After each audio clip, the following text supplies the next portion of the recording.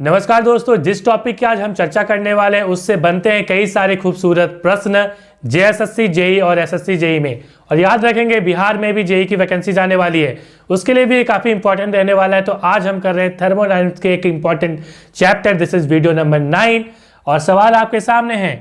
आपको पता लगेगा कि इसमें हम क्या करने वाले हैं। आपके पास सवाल है कि एक यहाँ पे पीवी डायग्राम हमने बनाया है और एक यहाँ पे हमने बनाया है पीवी। आपको बताना है कि प्रोसेस 1 और प्रोसेस 2 इसमें से कौन सी एडियाबेटिक है और कौन सी है आइसोथर्मल। इसमें भी आपको बताना है कि कौन सी एडियाबेटिक है, कौन सी आइसोथर्मल।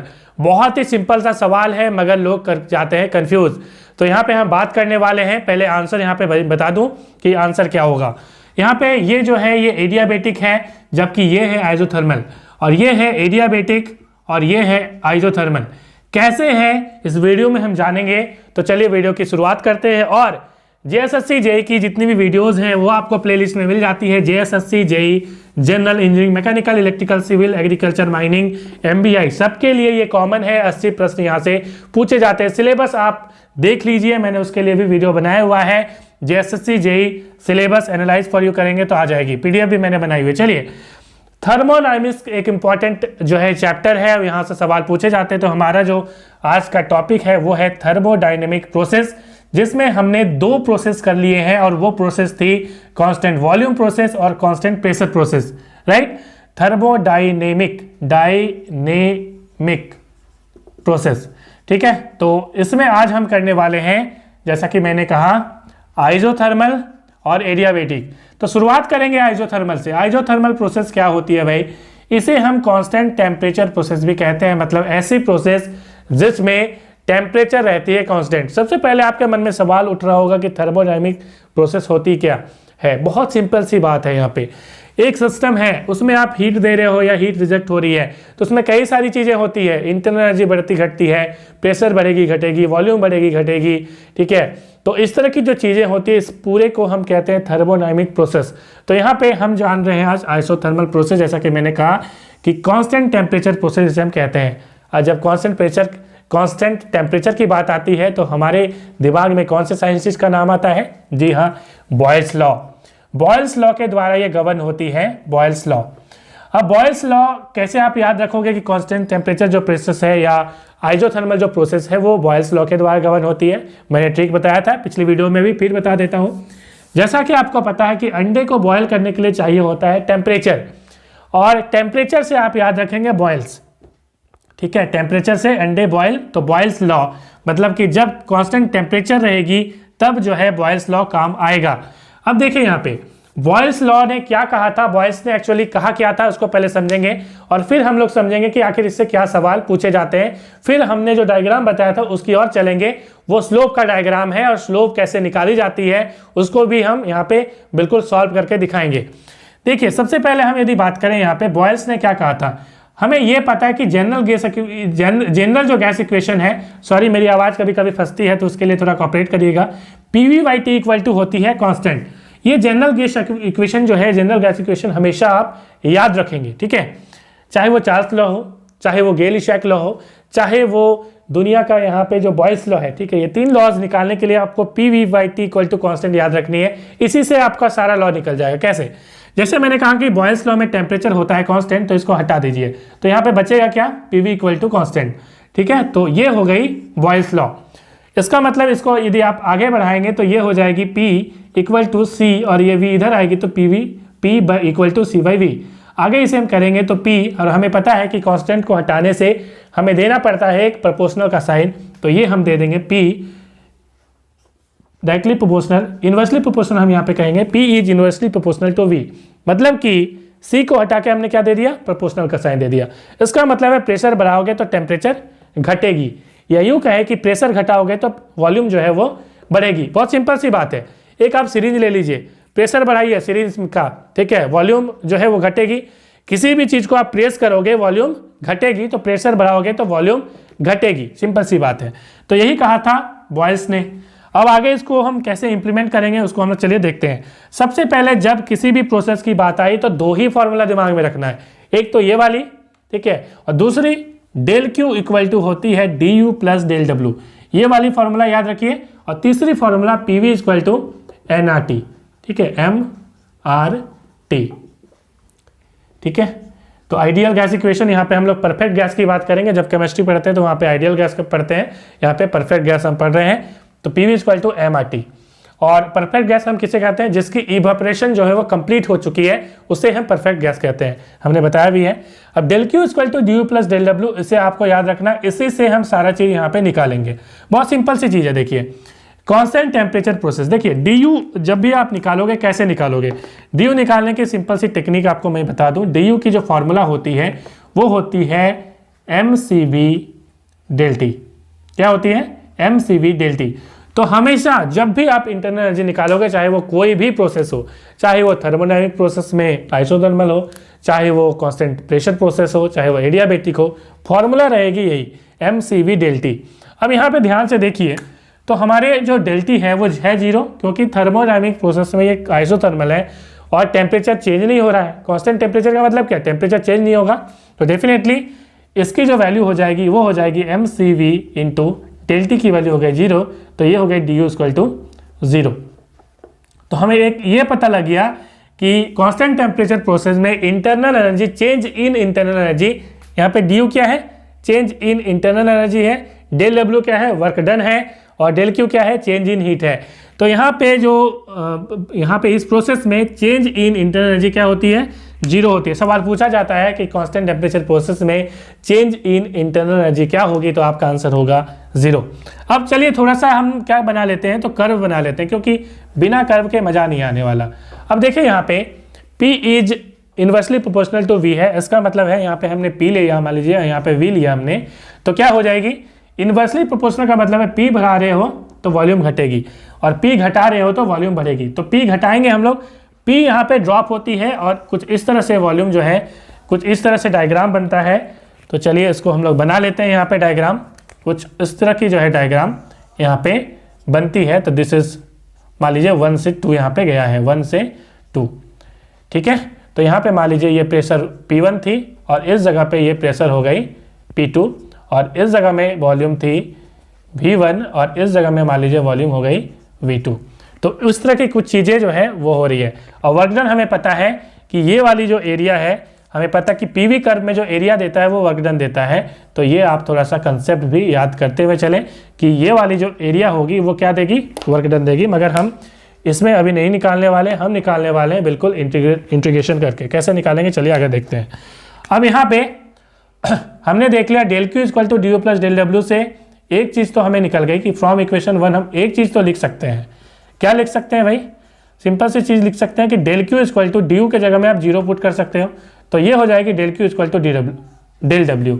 इसका मतलब है कि जो हीट, चेंज इन हीट है वो वर्क डन के बराबर हो गई। इसका मतलब है कांस्टेंट टेम्परेचर प्रोसेस या आइसोथर्मल प्रोसेस में जो हमने हीट दिया वो पूरी की पूरी यूज हो गई वर्क डन में। किसमें यूज हो गई? वर्क डन में, ठीक है।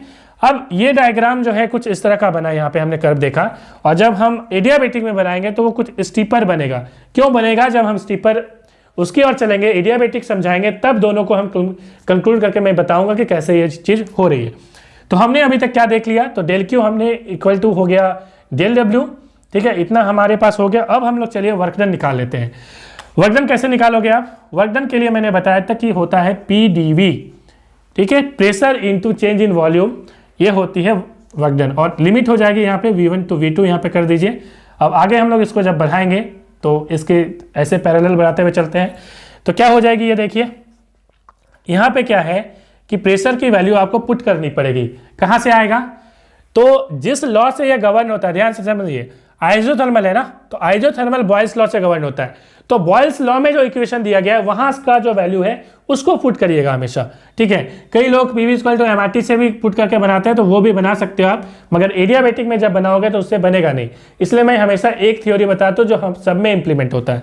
तो यहाँ पे PV = कांस्टेंट से आप एक काम करिए, निकाल लीजिए P की वैल्यू, तो ये हो जाएगी, आप ध्यान से देखिए, तो P = C/V, ऑलरेडी मैंने निकाल के बताया हुआ है, P = C/V। तो यहाँ पे एक काम करिए, PdV के जगह, P के जगह में आप पुट करिए V1 V2 C/V dV। इसकी जब आप इंटीग्रेशन करोगे, इंटीग्रेशन में निकालते जा रहा हूँ, इसकी इंटीग्रेशन करोगे तो क्या हो जाएगा? C को आप निकाल लीजिए बाहर, कांस्टेंट को बाहर निकाल लीजिए, और 1/V हो जाएगी, क्या हो जाएगी? 1/V we dv। आगे मैं बढ़ाते हुए चल रहा हूं तो 1/dv की जो 1/v की जो इंटीग्रेशन होती है क्या होती है आपको पता है, तो ये होती है log e v। ठीक है, तो चलिए यहां पे हम पुट कर देते हैं v1 और v2। आगे हम बढ़ाएंगे इसको इस तरफ से, यहां पे मैं लिख देता हूं, आगे इसको मैं बढ़ा रहा हूं तो c की वैल्यू आप पुट कर दीजिए। c की वैल्यू क्या हो जाएगी, pv आ जाएगी। ठीक है, तो यहां पे पुट कर दीजिए pv और यहां पे क्या हो जाएगी log e, इसको हम पुट करेंगे तो ये हो जाएगी v2 minus log e v1। आगे इसको हम यदि बनाएं तो ये हो जाएगी pv और log e v2 minus log e v1 का मतलब होता है log a minus log b क्या होता है, log a बाई b। आपको फॉर्मूला पता है, log a minus log b equal to log a by b। तो a के जगह में क्या है v2 है और b के जगह में है v1, तो v1। तो ये हो गई pv log v2 by v1। एक फॉर्मूला हो गई ये वर्क डन की पहली फॉर्मूला। हो सकता है ऑप्शन में ये वाला ना दिया जाए, हो सकता है दूसरा कोई ऑप्शन में दे। क्या ऑप्शन में हो सकता है दे दे। देखिए ध्यान से, pv इक्वल टू कॉन्स्टेंट का मतलब क्या होता है पता है आपको, इसका मतलब है p1 equal to p1 v1 equal to p2 v2 equal to p3 v3, इस तरह करके बढ़ाते हुए चले जाइए p4 v4। तो वो जो है इसका मतलब यही होता है, तो pv जो है वो हमेशा कांस्टेंट होता है, मतलब प्रेशर इंटू वॉल्यूम आप कितना भी करेंगे इंटू करके वो हमेशा कांस्टेंट ही होगी। अब यहाँ पे हमें क्या करना है कि pv के जगह में आप p1 v1 भी लिख सकते हो, p2 v2 भी लिख सकते हो, और तीसरी चीज़ क्या लिख सकते हो मैं बताता हूँ। pv का मतलब हमें पता है mrt भी होता है, तो हम यहाँ पे mrt भी लिख सकते हैं और ये हो जाएगी log, और बेस याद रखेंगे ये बेस है, यहाँ पे बेस है e बेस वाली है ये, तो log e v2 by v1। जब इस log के बेस को आप हटाओगे, log के बेस को क्या करोगे तो हटाओगे, तो आपको इंटू करना पड़ेगा 2.3, तो ये हो जाएगी 2.3 mrt log बेस हट गया, अब बेस 10 वाला आ गया तो v2 बाई v1। तो ये हो गई formula, final formula work done की। आई होप आप समझ गए होंगे। तो यहाँ तक आप जो है इसकी स्क्रीनशॉट ले लीजिए। अब आगे हम लोग बढ़ते हैं और चलते हैं कि इसकी जो फॉर्मूला होती है, जो मैंने कहा कि यहाँ पे आप स्लोप कैसे निकालोगे, है ना, स्लोप आप कैसे निकालोगे बहुत इंपॉर्टेंट है, जिससे हमें पता लगेगा कि जो एडियाबैटिक की जो स्लोप निकलती है वो आइसोथर्मल के कंपैरिजन में गामा गुना होती है। कैसे होती है देखिएगा, बहुत मज़ेदार आएगा, यहाँ पे मज़ा आएगा, और ये आइसो आपको RS कुर्मी में नहीं मिलने वाली। अब देखिए यहाँ पे क्या चीज़ यहाँ पे करना है, हमें सिंपल सी चीज़ करनी है कि हमें पता है कि जो फॉर्मूला हमारे पास था वो क्या था, बॉयल्स लॉ का PV इक्वल टू कॉन्स्टेंट। अब इसको आपको करना पड़ेगा डिफ्रेंशिएट, पार्शियल डिफ्रेंशिएशन हम करेंगे। तो हमें पता है कि पार्शियल डिफ्रेंशिएशन में हम क्या करते हैं कि एक को पकड़ के चलते हैं, फिक्स रखते हैं, दूसरे का डिफ्रेंशिएशन करते हैं। तो P को आप फिक्स रखिए, पहले V का निकालिए तो हो जाएगा dV, प्लस फिर क्या करिएगा V को रखिए कांस्टेंट और P का निकालिए तो हो जाएगा dP, और कांस्टेंट की डिफ्रेंशिएशन क्या होती है, 0। किसी भी कांस्टेंट की डिफ्रेंशिएशन 0 होती है। जैसे 2 की डिफ्रेंशिएशन करेंगे तो 0 होगी, 3 की करेंगे तो डिफ्रेंशिएशन 0 होगी, इस तरह से। अब यहाँ पे क्या करना है आपको, यहाँ पे VdP है और ये जो PdV है वो इस तरफ लेके आइए तो माइनस PdV हो जाएगी, तो ये हो जाएगी dP और ये dV इधर आएगी तो ये हो जाएगी dP बाई dV। dV हमने इधर लेके आया, ठीक है, तो ये बच गई यहाँ पे माइनस P और ये हो गई V। तो dP बाई dV जो है वो स्लोप हो गई। dP बाई dV क्या है, स्लोप है। स्लोप आपको पता क्या होती है, स्लोप का मतलब होता है m equal to tan theta, और टेन थीटा का मतलब हो गया, आप यदि कहीं भी स्लोप निकाल सकते हो तो P बाई V हो जाएगी, ठीक है, P बाई V का मतलब dP बाई dV हो जाएगी, तो यही होती है स्लोप, हमें पता है। तो dP बाई V dV का मतलब है स्लोप। तो हमने स्लोप निकाल लिया किसकी, तो आइसोथर्मल प्रोसेस की, वो होती है माइनस P बाई V। मगर जो सवाल पूछा जाता है वो तो अभी मैंने बताया नहीं है। सवाल ये पूछा जाता है कि जो एडियाबैटिक प्रोसेस है उसमें इसकी स्लोप कितनी गुनी होती है, यह सवाल पूछा जाता है। तो चलिए हम अब क्या करेंगे, यहाँ पे कोना में लिख लेते हैं इसको। स्लोप किसकी स्लोप है, ये तो आइसोथर्मल की है। आइसोथर्मल की वो कितनी होती है, वो होती है माइनस P बाई V। चलिए अब हम लोग निकाल के देखते हैं कि आखिर एडियाबैटिक की क्या होगी। इसकी स्क्रीनशॉट आप ले लीजिए। चलिए शुरू करते हैं। अब उसके लिए हम लोग क्या करना पड़ेगा, डिफ्रेंशिएशन फिर से करना पड़ेगा और हमको समझना पड़ेगा एडियाबैटिक। तो एडियाबैटिक समझने के पहले थोड़ा सा और एक चीज़ यहाँ पे हम बता लेते हैं कि आखिर क्या क्या चीज़ें हमने अभी समझा। आइसोथर्मल में हमने देखा कि del Q equal to D U plus del W जब यहाँ पे हमने लिखा था तो हमने देखा कि डी यू जो है वो 0 हो गई, तो डेल क्यू जो है वो वर्क डन के बराबर हो गई। मतलब हीट आप जितना दोगे वो पूरी की पूरी वर्क डन में क्या हो जाएगी, देने में बीत जाएगी। ठीक है, पूरी हीट आप वर्क डन में उसमें लगा दे रहे हो, इंटरनल एनर्जी इसकी बिल्कुल भी नहीं बढ़ रही है। ठीक है, इतना हमने यहाँ पे जो मेन थीम थी वो देखी। अब यहाँ पे आगे हम लोग चलिए एडियाबेटिक की ओर चलते हैं। उसके पहले और एक चीज़ चलिए बता देता हूँ, एक्सपेंशन रेशियो क्या होता है, ये सवाल पूछा जाता है कई बार। एक्सपेंशन रेशियो और कंप्रेशन रेशियो पूछा जाता है, रेशियो और कंप्रेशन रेशियो दोनों की फॉर्मूला होती है ऐसे सेम ही है। कंप्रेशन रेशियो क्या होती है देखिए, तो वॉल्यूम, यहाँ पे जब एक्सपेंशन की बात करेंगे तो ये देखिए एक्सपेंशन हो रहा है। कंप्रेशन में क्या होगा कि इसकी जो एरो है वो कुछ इस तरह की बदल जाती है, सिर्फ एरो बदल रही है, मतलब कंप्रेशन हो रहा है, मतलब वॉल्यूम घट रहा है। ठीक है, और एक्सपेंशन में वॉल्यूम बढ़ती है, तो ये वॉल्यूम बढ़ रही है मतलब दिस इज एक्सपेंशन। तो एक्सपेंशन रेशियो क्या होता है, V2 by V1, मतलब कि volume at the end of expansion by volume at the end of eight the starting point. ठीक है, volume at the end of expansion by volume at the starting point, तो V2 by V1। Compression ratio भी same ही होगा। Compression ratio क्या कहता है, compression ratio का formula में आपको लिखना पड़ेगा पे होगा, मगर ध्यान से समझिए कंप्रेशन रेशियो में क्या लिखना पड़ेगा आपको। कंप्रेशन रेशियो के लिए चूंकि ये कंप्रेशन हो रहा है ना यहाँ से, तो यहाँ से अब देखिए ये एरो इधर बदल जाएगी, तो डेफिनेटली जब कंप्रेशन रेशियो होगी तो अब जो रिएक्शन है, जो प्रोसेस है वो यहाँ से स्टार्ट हो रही है। इसका मतलब इसके लिए कंप्रेशन रेशियो के लिए आपको लिखना पड़ेगा volume at the starting point, ठीक है, why volume at the end point of the compression, कुछ इस तरह से आपको लिखना पड़ेगा। तो फॉर्मूला वही V2 by V1 होती है, तो दिस इज कंप्रेशन रेशियो, इसे हम R से भी डिनोट करते हैं। तो चलते हैं अब हम एडियाबेटिक प्रोसेस की और एडियाबेटिक प्रोसेस समझते हैं जहां से सवाल पूछे जाते हैं। एडियाबेटिक प्रोसेस ऐसे प्रोसेस को कहते हैं जहां पे जो हीट होती है, चेंज इन हीट होती है, वो होती है 0। तो हमारा जो अगला प्रोसेस, जैसा कि मैंने कहा एडियाबेटिक प्रोसेस, तो डेल क्यू हो जाएगी 0। एडियाबेटिक को हम इसेंट्रोपिक भी कहते हैं, इसेंट्रोपिक प्रोसेस भी कहते हैं, याद रखिएगा एडियाबेटिक प्रोसेस। अब देखिए एडियाबेटिक प्रोसेस में थोड़ी सी इसकी डायग्राम चेंज हो जाती है, वो हो जाती है कैसे, तो ये हो जाती है जैसा कि ये हमने ऐसे देखा था, तो ये ऐसे नहीं होकर थोड़ा सा ये स्टीप हो, थोड़ा सा डाउन होगा। ठीक है, क्यों डाउन होगा मैं बताऊंगा अभी। तो ये वाली नहीं होगी, ये वाली होगी 1 से 2। ठीक है, डायग्राम आप कुछ बना लीजिए ऐसा 1 से 2, 1 से 2। अब देखिए अब यहाँ पे जो है कैसे निकालेंगे हम, चलिए उसको समझते हैं। एडियाबेटिक प्रोसेस में मैंने कहा कि डेल क्यू इक्वल टू 0 होती है। फॉर्मूला बिल्कुल आपको याद रखना है, del Q equal to D U plus del W होती है। तो चेंज इन हीट जो है वो 0 होती है। इसका मतलब है कि ये हो गई 0। एडियाबेटिक प्रोसेस में क्या होता है कि आपको हीट नहीं देना होता है। कैसे होगा देखिए, मान लीजिए जैसे एक आपने इस तरह का पिस्टन बना लिया, ठीक है, और सिलेंडर है ये, और यहाँ क्या किया आपने, इसको कर दिया आइसोलेट, मतलब हीट इसमें नहीं जाएगी मगर इसमें वर्क डन होगा। पिस्टन जो है मूव कर सकती है तो वर्क डन यहाँ पे होगा, मगर आप हीट जो है change in heat equal to 0। Isolated को आप एडियाबेटिक ना समझे, आइसोलेटेड और एडियाबेटिक में फर्क है। आइसोलेटेड में क्या होता है कि आप ऐसे कर देते हैं और गैस को बिल्कुल बंद कर देते हैं, इसमें कोई भी वर्क डन आइसोलेशन में नहीं होता, आइसोलेटेड में नहीं होता। मगर एडियाबेटिक में वर्क डन होता है, क्योंकि देखिए पिस्टन इस तरह से हमने बनाया है तो ये मूव करेगी मगर हीट नहीं जा रही है इसमें। ठीक है, तो आप समझ रहे हैं, तो इसको कहते हैं एडियाबेटिक प्रोसेस। अब एडियाबेटिक प्रोसेस में जैसे कि मैंने कहा कि change in heat equal to 0, तो पुट करोगे तो ये हो जाएगा 0 और ये हो जाएगी D U plus del W. इसका मतलब इसको आगे बढ़ाओगे तो डेल डब्ल्यू इक्वल टू हो जाएगी माइनस डी यू।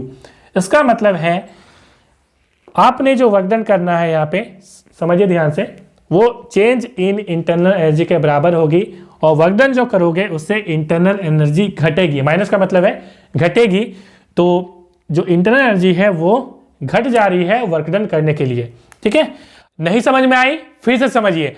देखिए एडियाबेटिक प्रोसेस में आप हीट तो दे नहीं रहे हो, डेल क्यू इक्वल टू 0, और यही हीट उसका क्या है, खाना है।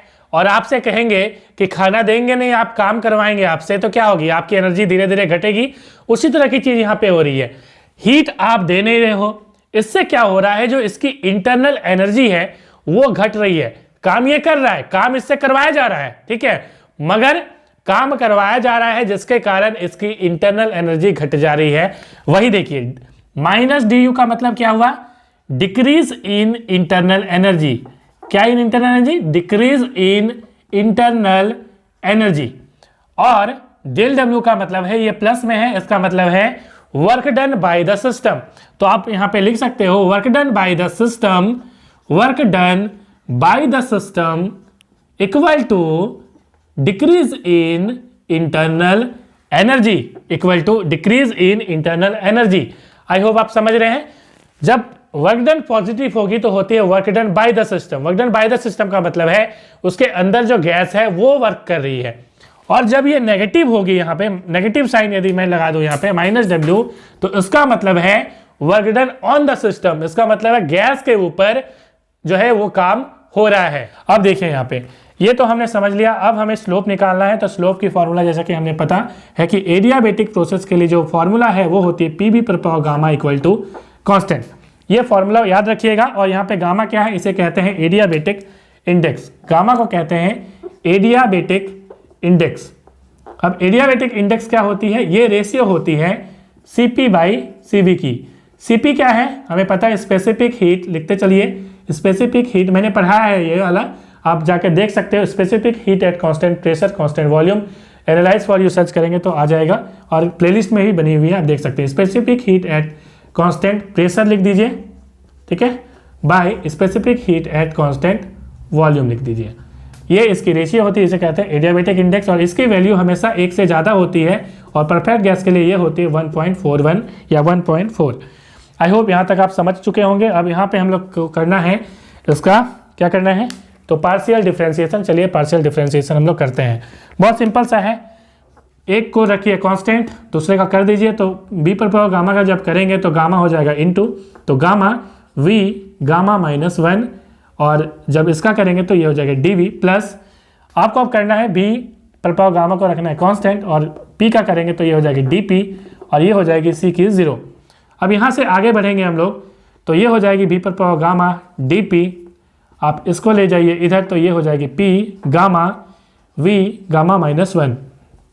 अब क्या करेंगे, यहाँ पे डी वी छूट गया था, डी वी।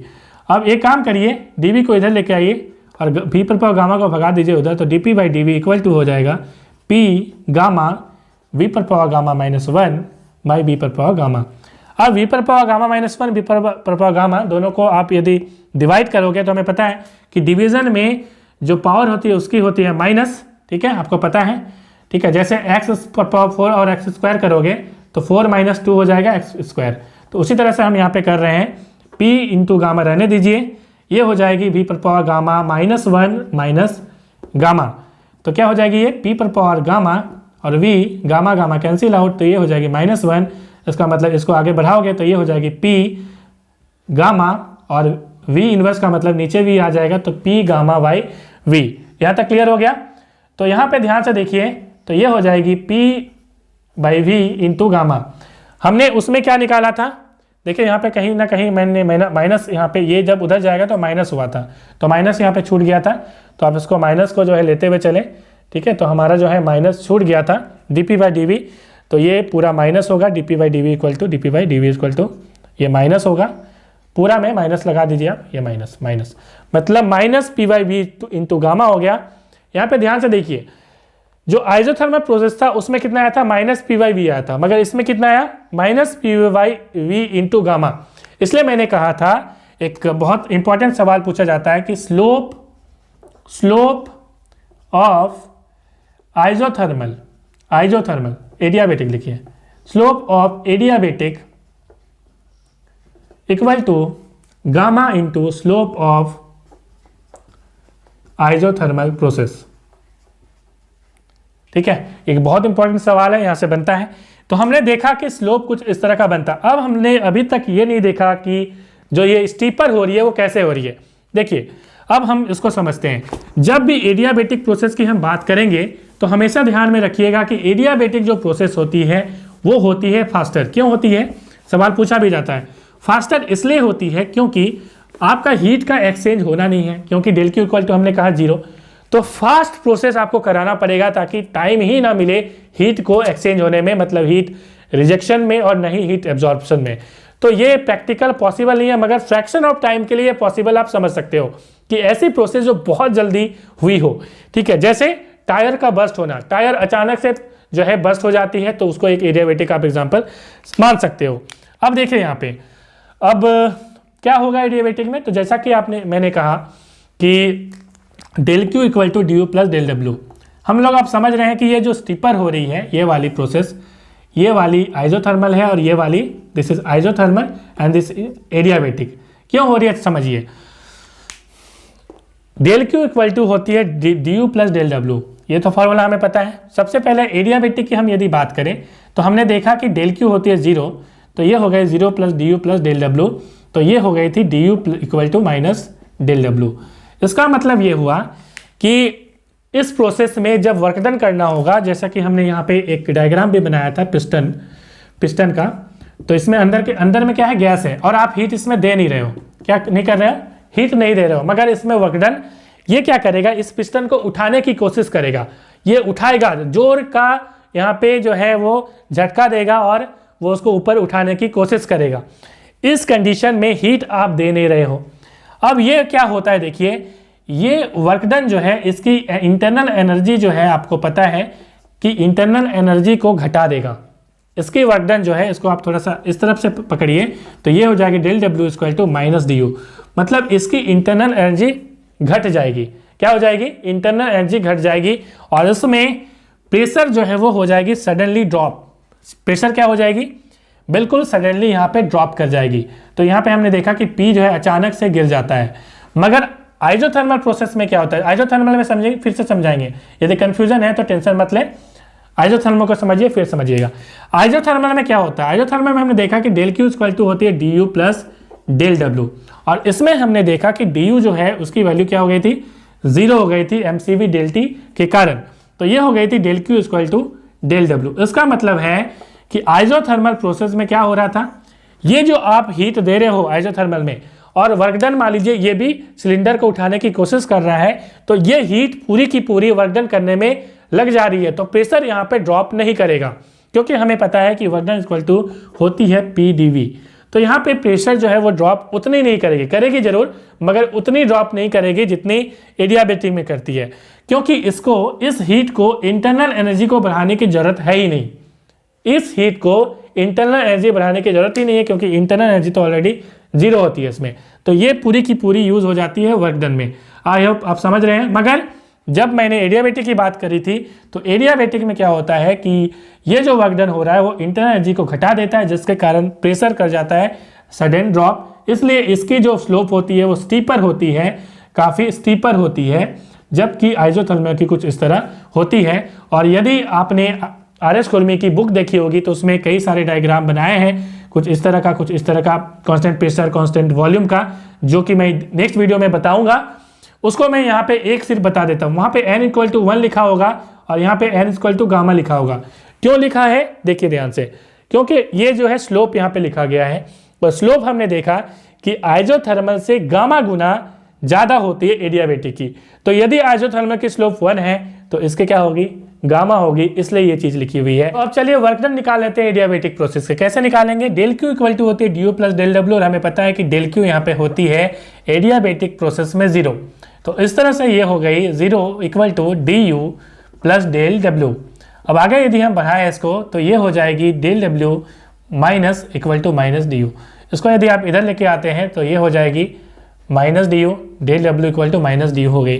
तो वर्क डन हम निकालेंगे, कैसे निकालेंगे, हमें पता है वर्क डन की फॉर्मूला क्या होती है, तो पी डी वी होती है। अब हमें यहाँ पे चाहिए होगा V1 टू V2 इंटीग्रेट आपको करना होगा डेल डब्ल्यू।